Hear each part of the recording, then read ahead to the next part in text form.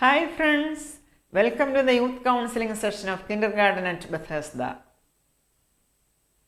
Today's topic for discussion is saying no to drugs. Can anti-drug campaigns do anything? Telling kids to just say no to drugs is meaningless. Kids use drugs because they are unhappy.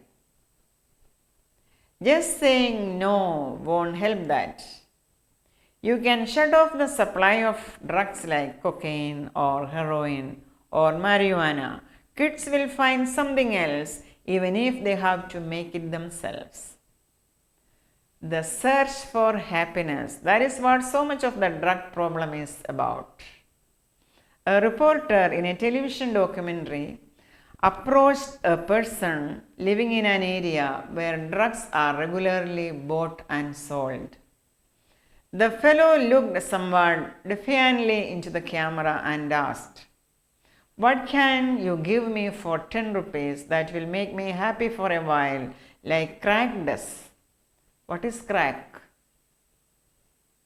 They are pieces of crystalline cocaine. Dear friends, drug abuse is a symptom. According to extensive research, it is partly a result of the insatiable need to be continually happy. A good feeling a person has when he or she is happy are generated by the actions and reactions in the brain and nervous system. One of the effects certain drugs and stimulants have is to stimulate artificially those actions and reactions so a person temporarily feels happy even while depressed. In other words, drugs produce an artificial happiness. The effect, however, is not lasting. That is why another dose has to be taken to maintain euphoria, and then another and another. Each experience of being high makes that state more desirable and the down state less tolerable. Notice how this is reflected in a note composed by Sonali, an 18-year-old girl. "I have used all types of drugs. It's all a bad scene. If someone offers you drugs in any form, either in food or drink, say no. Be more of a woman than I was. Learn from my mistakes. Drugs have their small moments of happiness, but for each moment lies a century of sadness never to be removed." That was Sonali's own way of expressing a tragic truth just before she jumped into the river and ended her tortured existence.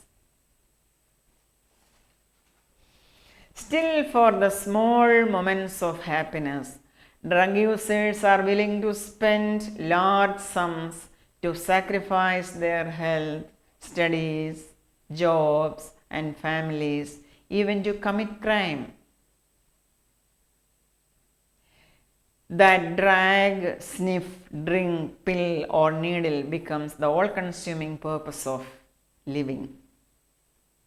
Friends, the drug problem is not caused by countries that grow and produce narcotics.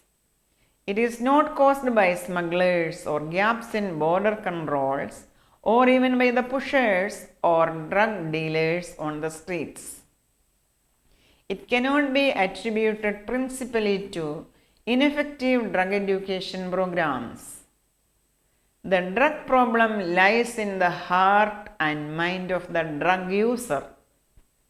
A void exists there that needs to be filled for a person to be happy.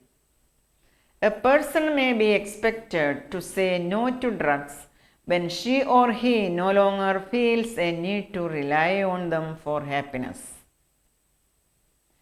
This is what will put growers, producers, smugglers, and pushers out of business. This is where much of the emphasis on eradication of the drug plague needs to be placed. And yet, this is the area that gets the least publicity. Why? Simply because so few understand what true lasting happiness is and how to attain it. Friends, we must understand that human beings were created with a knowing void that cries out to be filled. That is the way God made us. We will seek to fill that void with something. God intended that we fill it with the knowledge of His spiritual laws and with His Spirit, the Holy Spirit. Unfortunately, most people try to fill their inner emptiness through means based on false values, including the use of drugs. And those means seem to partially fill the void temporarily. But only God's Holy Spirit and His way of life give genuine lasting satisfaction, fulfilling a person's innermost needs and desires. In addition, Holy Spirit leads a person not only to say no, but even to overcome an addiction. Bye for now. See you again with yet another important topic on youth counseling session of kindergarten at Bethesda. May God bless you all.